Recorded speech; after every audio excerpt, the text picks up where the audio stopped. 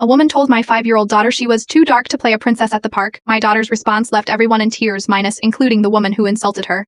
I never expected a Saturday morning at the playground to become a lesson in courage that would change multiple lives. My daughter Zara, with her beautiful brown skin and wild curls, was in her favorite sparkly purple dress, minus the one she calls her royal gown, playing her usual game of Princess of the Castle on the playground equipment. She'd been inviting other children to join her imaginary kingdom all morning, knighting some with a stick she'd found and appointing others as royal advisors. Her imagination has always been her superpower, transforming ordinary places into magical realms where everyone is welcome. That's when I noticed a woman whispering to her blonde daughter who had been watching Zara play. The little girl approached, clearly interested in joining, but her mother quickly pulled her back. I was close enough to hear her say, "Princesses don't look like that, honey. They're pretty and have golden hair like you." My heart dropped before I could intervene. The woman continued, loud enough for Zara to hear, "She's too dark to be a real princess. You can play something else with her if you want." The playground seemed to freeze. Other parents looked away uncomfortably. The woman's daughter appeared confused and embarrassed. And my Zara, my confident, vibrant girl, stood perfectly still at the top of the playground castle, her small hands gripping the railing. I was halfway across the playground, rage and protection surging through me when Zara straightened her spine in a way I'd never seen before. "Excuse me?" Her voice rang out surprisingly steady for a 5-year-old addressing an adult. "Princesses look like all kinds of people. Princess Tiana is brown like me. Princess Tiana is brown like me. Princess Dia too. And Princess Mona has brown skin that's strong from the sun." She touched her cheek gently. "My grandma says my skin is the color of queens from Africa, so I can be a princess if I want to.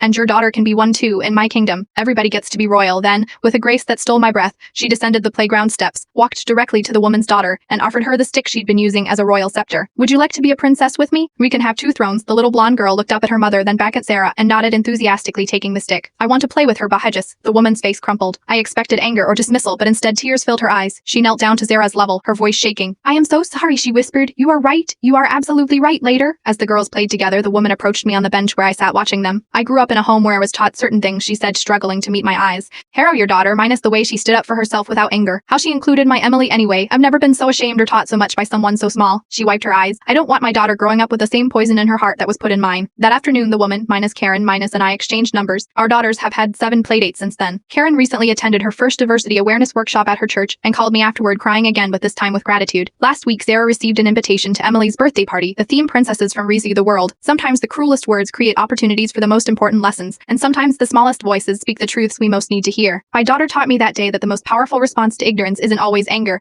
sometimes it's simply standing firmly in your worth and extending your hand anyway.